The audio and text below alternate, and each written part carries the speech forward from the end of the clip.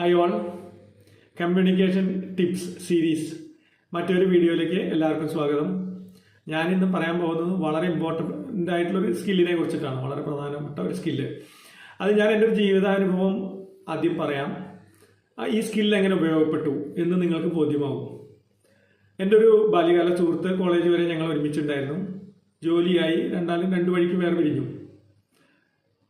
ഒരിക്കൽ ഒരു ദിവസം എൻ്റെ ആ സുഹൃത്ത് എന്നെ വിളിച്ചിട്ട് പറയുകയാണ്, എനിക്കൊരു ലോൺ എടുക്കണം, നീ ഒരു ഗ്യാരണ്ടി നിൽക്കുമോ എന്ന് ചോദിച്ചു. ഒരു ബ്ലാങ്ക് ചെക്ക് തന്നാൽ മതി. ദൈവാധീനം കൊണ്ട് ഞാൻ അന്ന് പറഞ്ഞു, ബിസിനസ്സിനുള്ള ലോണല്ലേ, എനിക്ക് ഗ്യാരണ്ടി നിൽക്കാൻ കോൺഫിഡൻസ് ഇല്ല, മറ്റാരെങ്കിലും സമീപിച്ചോളൂ എന്ന് പറഞ്ഞു. താൽക്കാലികമായിട്ട് ആ സുഹൃത്തിന് അതൊരു ബുദ്ധിമുട്ടുണ്ടാക്കി എന്നുള്ളത് ശരിയാണ്.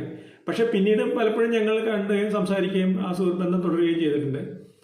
പക്ഷേ വളരെ കാലത്തിന് ശേഷം ഞാൻ അറിഞ്ഞു ആ സുഹൃത്തിൻ്റെ ബിസിനസ്സൊക്കെ പൊളിഞ്ഞു, വീടൊക്കെ ജപ്തി ചെയ്തു. ഇപ്പോൾ ഞാൻ അന്ന് ആ നോ എന്ന് പറഞ്ഞിരുന്നില്ല എന്ന് വയ്ക്കുക, ലോണിൽ ഗ്യാരണ്ടറായിട്ട് നിൽക്കാൻ എൻ്റെ ജീവിതാവസ്ഥ എന്താവുമായിരുന്നു എന്ന് നിങ്ങൾക്ക് ഊഹിക്കാമല്ലോ.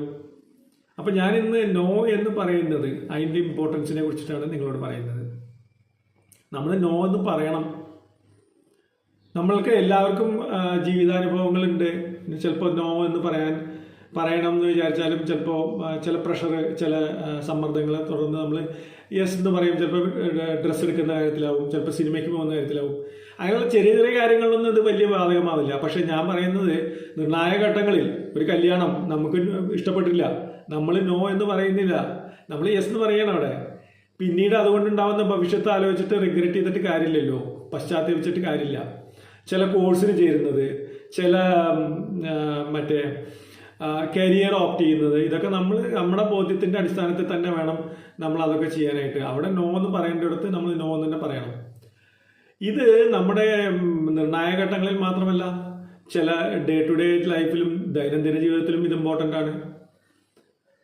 ചില ആൾക്കാർ നമ്മുടെ പേഴ്സണൽ സ്പേസിലേക്ക്, അതായത് നമ്മുടെ സ്വകാര്യതയിലേക്ക് കയറി വരുന്നവരോട് നമ്മൾ നോ എന്ന് തന്നെ പറയണം.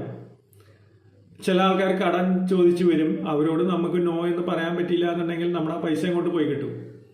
ചിലപ്പോൾ പലരും സുഹൃത്തുക്കളുടെ നിർബന്ധത്തിന് വഴങ്ങി ലഹരിക്ക് അടിമപ്പെടുകയും പിന്നീട് നമുക്ക് അന്ന് നോ എന്ന് പറയാൻ പറ്റാത്തതിൽ പശ്ചാത്തപിക്കുകയും ചെയ്യുന്ന ഒരുപാട് സംഭവങ്ങളുണ്ട്.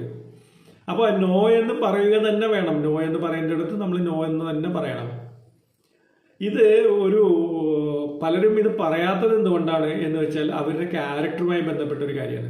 അതായത് ചില ആൾക്കാർക്ക് നല്ല വെള്ള ചമയാൻ ഒരു താല്പര്യം, എല്ലാവരുടെയും ഗുഡ് ബുക്സിൽ കയറുക, അല്ലെങ്കിൽ ഒരു അയ്യോ ഭാവം എന്നുള്ളൊരു സ്റ്റൈൽ കിട്ടാൻ വേണ്ടി ചില ആൾക്കാർ നോ എന്ന് പറയില്ല.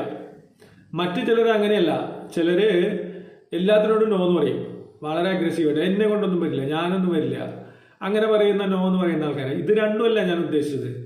നമ്മുടെ ബോധ്യത്തിൻ്റെ അടിസ്ഥാനത്തിൽ നമ്മൾ നോ എന്ന് പറയുക. നമുക്ക് ബോധ്യമില്ലാത്ത കാര്യങ്ങൾക്ക് നമ്മൾ നോ എന്ന് തന്നെ പറയണം. അവിടെ യെസ് എന്ന് പറഞ്ഞു കഴിഞ്ഞാൽ അത് ജീവിതത്തിൽ പലതരത്തിലുള്ള ഭവിഷ്യത്തുകൾ ഉണ്ടാക്കും. ഇതിൻ്റെ നമ്മൾ നോ എന്ന് പറഞ്ഞ് പഠിച്ചാൽ, ശീലിച്ചാൽ, നമുക്ക് നോ എന്ന് പറയാം. നമുക്ക് നോ എന്ന് പറയാൻ കഴിയാത്തൊരു സംഭവമല്ല എന്നുള്ളതും കൂടി ഞാൻ നിങ്ങളോട് ഓർമ്മിപ്പിക്കുകയാണ്. എങ്ങനെ നോ എന്ന് പറയാം, അല്ലെങ്കിൽ എങ്ങനെ മറ്റൊരാൾ നോ എന്ന് പറഞ്ഞാൽ അത് പോസിറ്റീവ് സ്പിരിറ്റിൽ എങ്ങനെ എടുക്കാം എന്നുള്ളത് ഞാൻ മറ്റൊരു വീഡിയോയിൽ നിങ്ങളുമായിട്ട് സംസാരിക്കാം. അതുവരെ എല്ലാവർക്കും ഗുഡ് ബൈ. Thank you.